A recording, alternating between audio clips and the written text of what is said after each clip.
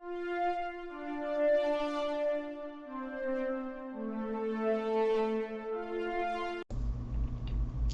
episode is partially brought to you by the Humble Choice program. Did you know Humble Bundle has a great monthly subscription service that lets you get a ton of video games every single month?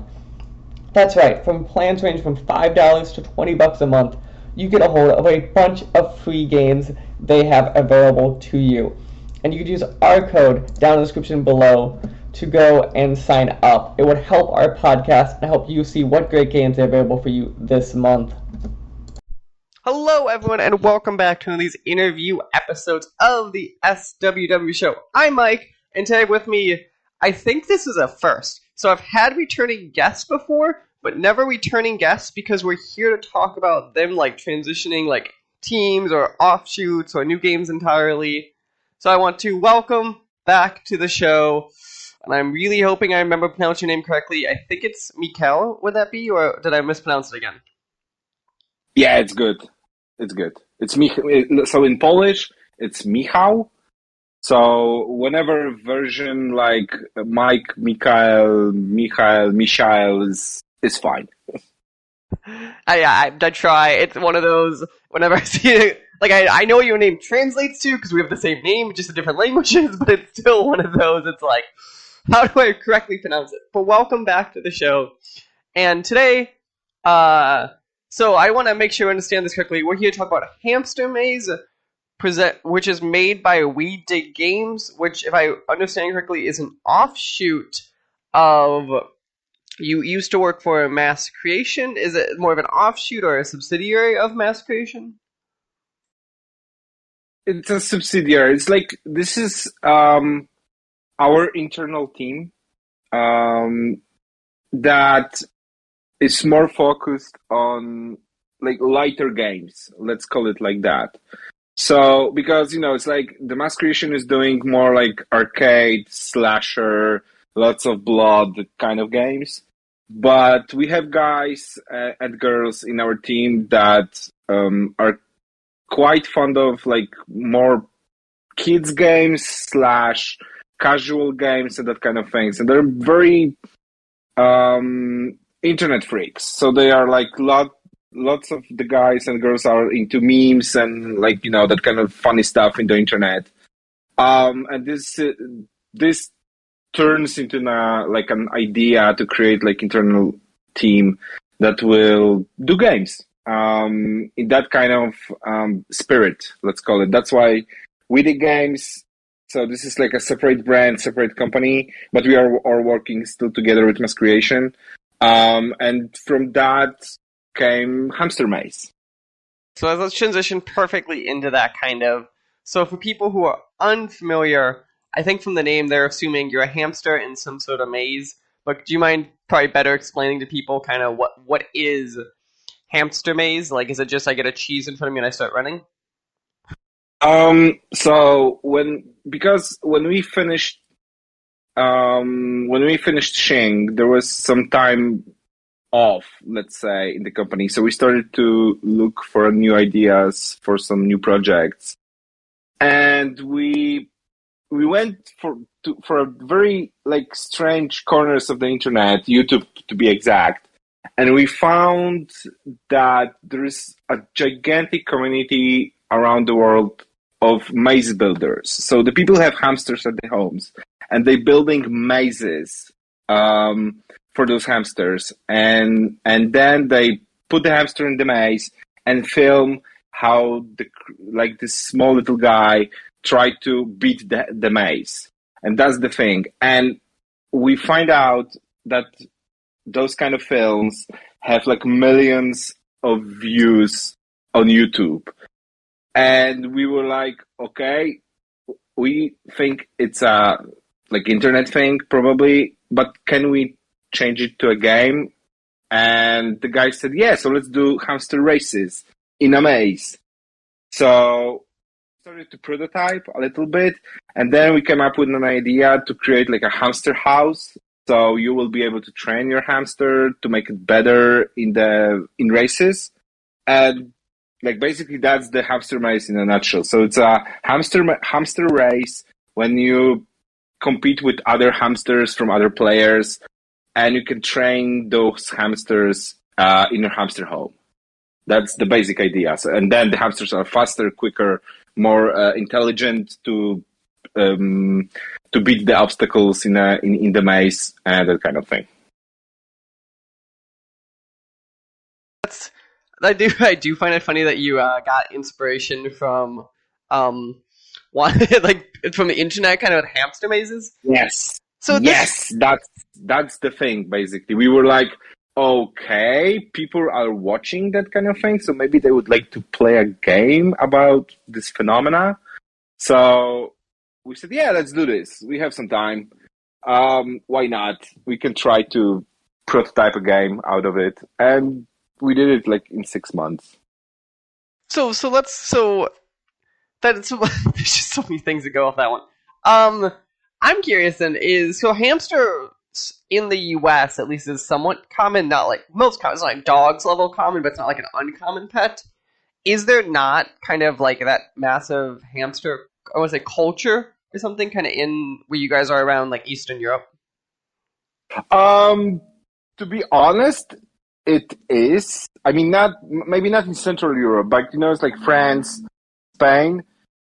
It turns out that there is like a very big community for that kind of sport. Can I call it sport? I think.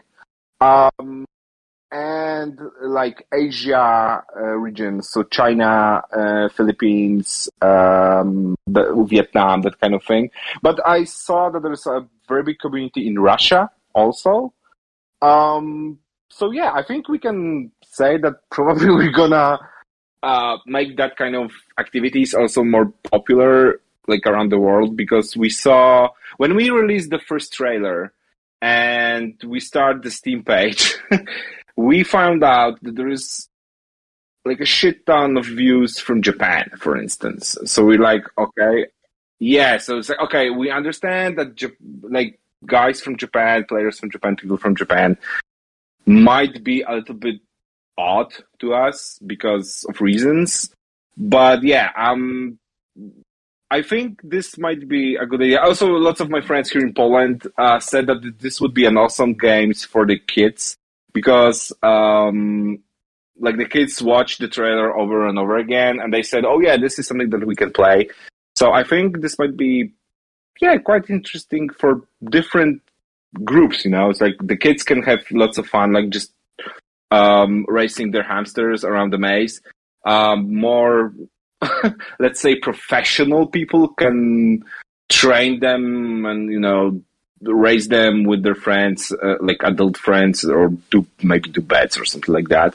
We also want to release like a maze editor. I don't know if it's gonna be on launch, but we have plans for that. So because we would like people to build their own mazes, and release them in the game as a player created content. We will see. There is lots of options that we can explore with the game. It's going to be a very interesting thing I was going to touch on next. Obviously, you just mentioned about Maze Creator eventually, hopefully, or potentially down the road. And another one to me, if you talk to a lot of, say, hamster owners, it just sounds like a weird discussion. If you talk to a lot of people, even like pets generally, they tend to have like an attachment to their specific pet or certain traits on their pets. Is something like, I want to say, a hamster creator or more customization options ever down the pipeline for you guys? That way, so it's players gonna be there. Okay, because that's like something to me that players would want. I feel like. Yeah, you will be able to customize your hamster in many different ways: clothes, hats, many different things. I don't want to spoil too much.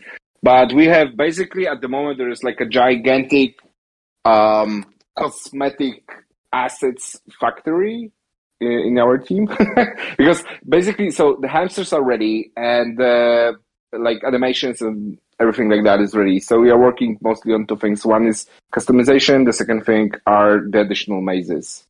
So we have some ideas for those, like theme mazes.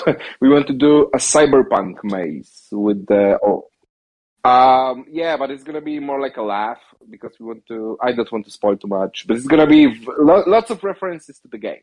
let's say like that. It's very interesting. And that's something that I could see from a content point of view. At least makes it very interesting for the player, and then from you guys' point of view.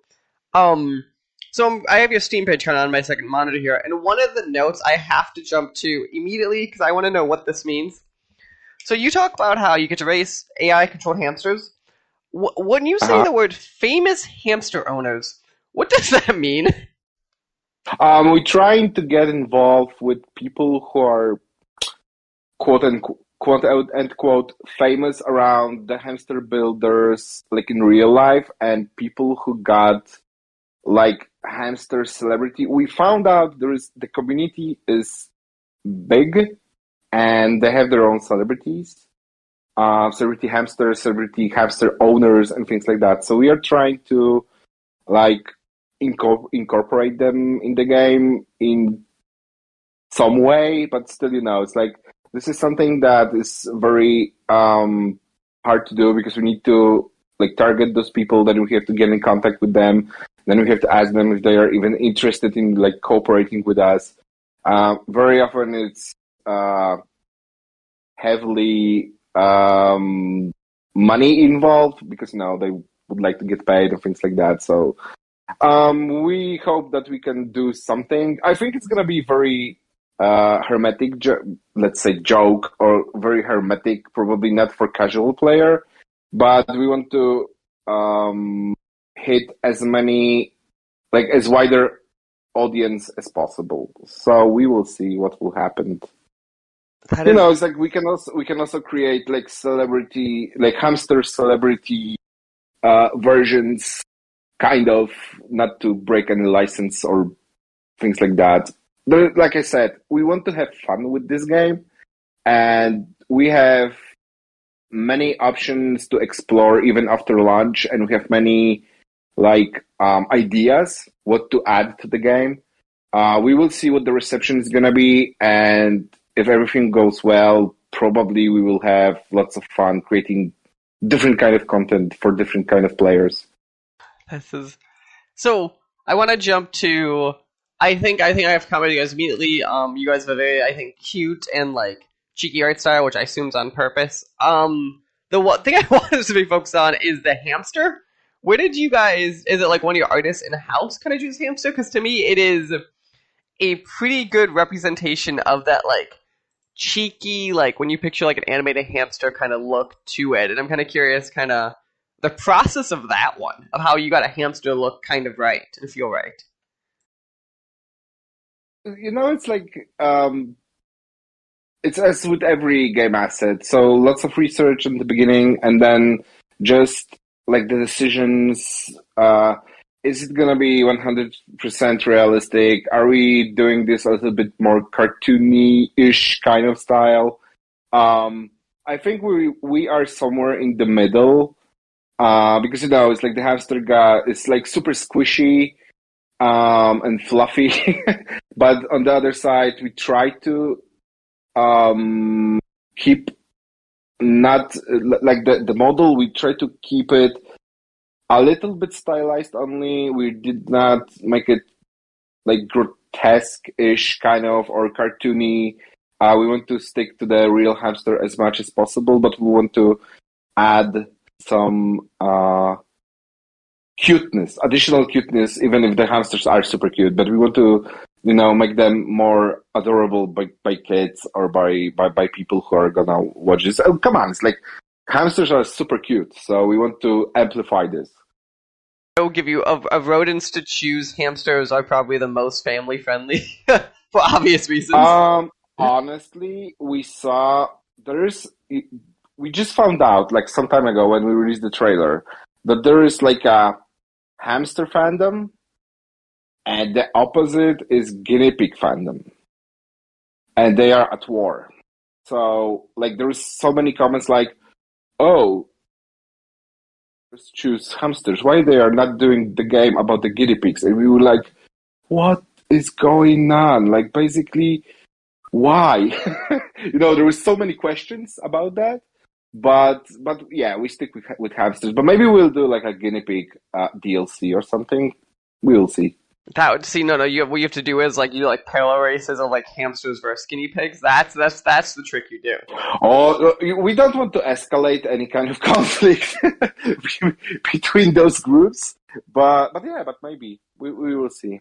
The rodent civil war would happen like that. That'd be the worst. Yeah. Then the rat people would show up, and that'd be it.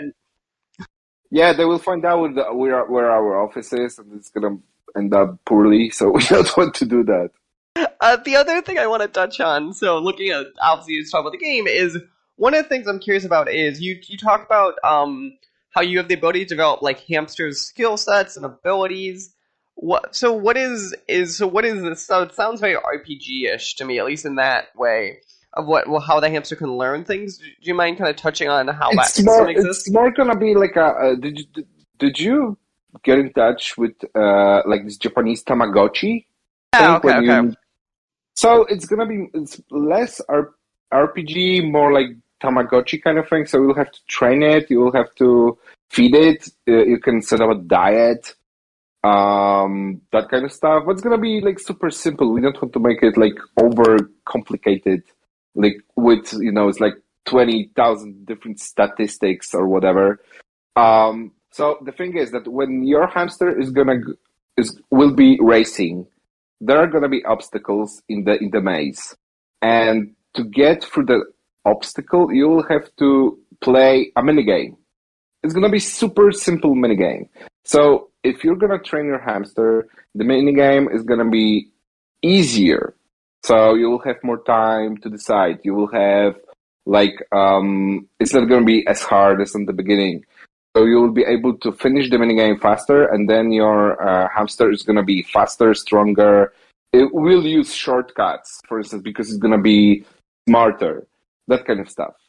So the mechanics are very simple. So as if you will train your hamster enough, the minigames and the possibilities to go through the maze are going to be it's going to be more possibilities, and it's going to be easier for the player to be first at the end of the race and be the winner. No, that makes a lot of sense, and I find that interesting about how they're going to evolve, like do that kind of like natural evolution. Like I think of it like obviously you train a horse, you train like these certain things kind of to make it feel more alive. Yeah, so for instance, if you have, like, let's say, an obstacle that we will have to jump over, let's say, in the maze. So if your hamster will be strong, so his strength is going to be high, and for instance, your dexterity is going to be, let's say, medium, so he's going to be faster than the one who's weak and not very agile. So he's gonna just jump and go over the obstacle, and that's it. And so the minigame is gonna be easier, or for instance, you will have more time, or it's gonna be faster for you to beat. And this way, you will be on top of your opponent. So it's all comes to, let's say, training will let you go through the maze easier, so it's obvious, but in a way that the minigames that you will have to beat as a player are going to be simpler or easier, that kind of stuff. No, that makes a lot of sense. So let's to kind of wrap us kind of nice into a nice little bow, as you've kind of been explaining the game and then I think decently selling it. What is your closing pitch to people why they should go check out Hamster Maze coming out, it looks like in Q1 of next year? If you ever play Tamagotchi, if you want to train your own pet, but for instance your parents are not letting you have one at home, if you are a maze builder, if you played for instance lots of Incredible Machine, like that, this is a game for you. You will find all those elements in your game, so you can build your own maze, train your own hamster, and make it look cool. So this is a game for you. Perfect. Well, I want to say thank you again for joining us back on the show. Talk about this brand new game. Again, it is Hamster Maze. You could currently wishlist it on Steam. You guys are at We Dig Games on Twitter, and there is Yes. a Discord server that you could find the link for directly on Steam for you guys' Discord servers. And any other spot we should be sending people? Discord is the best. I mean, it's like the fastest way to get in touch with us also. So Well, then, thank you again, and enjoy the rest of, I believe, your evening. But yes, thank you.